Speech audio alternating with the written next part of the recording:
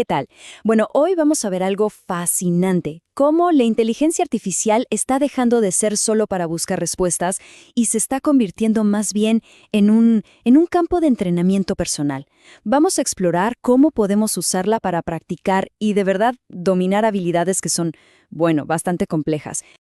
A ver, metámonos de lleno en esto. Piensen por un segundo.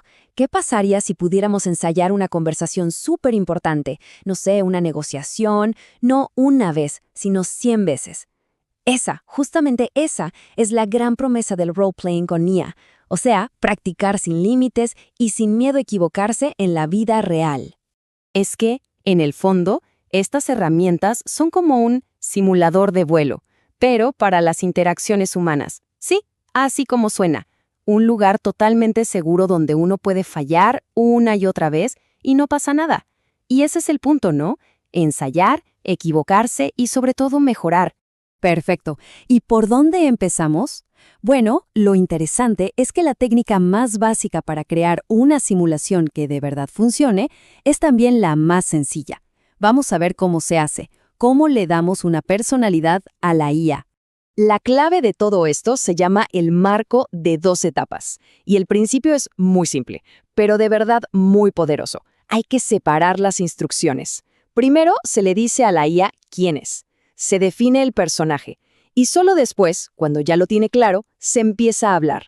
Créanme, esta división lo es todo para que la simulación se sienta real. A ver, vamos a desglosarlo un poco. El error típico, el que comete casi todo el mundo, es meter todo en un solo mensaje. No, la forma correcta tiene 2 pasos, bien claros. 1, le damos su papel a la IA y le pedimos que nos confirme que entendió. 2, recién cuando dice sí entendí, ahí y solo ahí empezamos la conversación. Y bueno, así es como se ve en la práctica. Fíjense en el detalle. La instrucción no solo describe al personaje, le pide 2 cosas más, que confirme y que espere.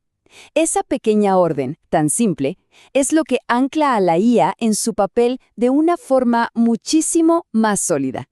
Muy bien. Una vez que ya dominamos estas interacciones de una sola vez, podemos subir de nivel. El siguiente paso es crear simulaciones que duren en el tiempo. Vamos a ver cómo hacer para que nuestros personajes virtuales tengan memoria. Aquí, el concepto central es el de agentes generativos. A ver, no es un chatbot común y corriente. La gran diferencia es que estos no solo responden a lo que se les dice ahora, es como si tuvieran memoria. Recuerdan lo que pasó antes, reflexionan sobre eso y usan esa información para decidir qué hacer después. Este ejemplo es perfecto para entender el poder que tiene esto de la memoria. Imaginemos a Ana, una paciente virtual para practicar terapia. Bueno, Ana no arranca de cero cada vez que se interactúa con ella, para nada. Su actitud hoy depende directamente de cómo se la trató la semana pasada, de si se sintió escuchada o no. Y esta frase es la prueba. Si la sesión anterior no fue buena, la IA, en su papel de Ana, no se olvida. Responde con dudas, con un poco de desconfianza. Esto demuestra que las acciones tienen consecuencias que se van acumulando. Y así, lo que era un simple ejercicio se convierte en una historia de aprendizaje que continúa. Ok, entonces, ya vimos cómo crear un personaje y cómo darle memoria.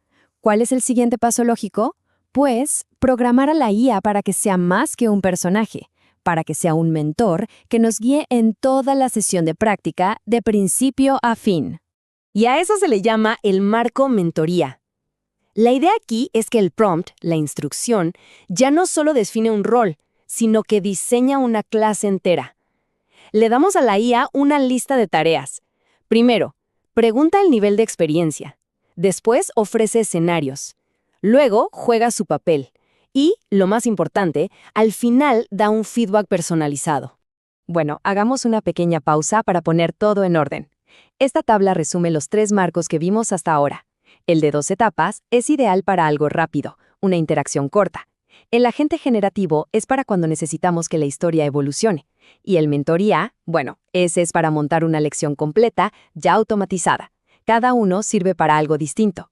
Y ahora atención, porque vamos a dar un giro interesante. Vamos a cambiar completamente la perspectiva. En vez de solo pedirle cosas a la IA, de ser consumidores de su información, la vamos a usar para algo distinto, para entrenar nuestro propio pensamiento crítico. Vamos a convertirnos en sus evaluadores. Esta comparación lo dice todo. Es fundamental. Por un lado, podemos tratar a la IA como un experto, un oráculo que tiene todas las respuestas. Por otro, podemos verla como digamos, un pasante, alguien que nos da un primer borrador, algo que seguro tiene errores. La meta es movernos hacia ese segundo modelo, donde nuestro papel es ser auditores activos. Este concepto se conoce como sense-making, o sea, construcción de sentido, y tiene como 3 niveles. La mayoría nos quedamos en el primero, pedirle a la IA que genere algo. Pero el aprendizaje de verdad, el profundo, está en el nivel 3. Es cuando le pedimos a la IA que cree algo, a propósito para que nosotros lo revisemos y le encontremos los errores. Un ejemplo muy claro. En vez de pedirle, escribe un buen plan de marketing, le damos la vuelta. Le pedimos que genere un plan de marketing que tenga algunos errores sutiles. Nuestra tarea entonces es analizar ese plan y, con la teoría en la mano, encontrar esas fallas. Aquí la IA no es la que sabe, es la trampa que tenemos que desactivar. Bueno, y con esto llegamos a la recta final de este análisis. Es el momento de mirar un poco hacia el futuro, de ver el potencial increíble que tienen estas herramientas, pero también, y esto es muy importante, de hablar de sus riesgos y de sus límites. Y es que el futuro de esto es todavía más complejo. Imaginen simular no solo a una persona, sino a un equipo entero, a toda una sala de reuniones. Con un solo prompt se podría crear un director financiero escéptico, un creativo y un mediador, todos interactuando entre sí. Nos obligaría a practicar cómo manejar esas dinámicas de grupo tan complicadas. Pero ojo, porque los peligros son muy reales. Primero, las famosas alucinaciones, o sea, cuando la IA directamente inventa cosas. Segundo, los sesgos. La IA aprende de datos que ya tienen estereotipos y los repite, a veces los amplifica. Y tercero, la fidelidad. A veces el personaje no se siente como una persona, sino como una caricatura. Entonces, ¿qué hacemos? Aquí viene lo interesante. Podemos usar esas mismas fallas como parte de la lección. Esta actividad es un ejemplo genial. Se le pide a la IA que simule una decisión difícil, como despidos, y después analizamos su respuesta. ¿Qué género asumió para el CEO? ¿Qué tipo de argumentos usó? Esto nos enseña no solo sobre el tema, sino sobre los sesgos de la propia IA. Y creo que esta es la idea más importante de todas. La solución no es buscar una simulación perfecta, ni confiar a ciegas en la IA. La solución es usarla, pero criticarla activamente. Que sus limitaciones, sus errores, se conviertan en una parte más de lo que estamos aprendiendo. Al final del día, estas simulaciones son solo eso, herramientas. La verdadera discusión que proponen no es sobre tecnología, sino sobre educación y sobre ética. Nos obligan a hacernos una pregunta fundamental. ¿Qué habilidades queremos enseñar y para qué realidad estamos preparando a la gente? Gracias por habernos acompañado.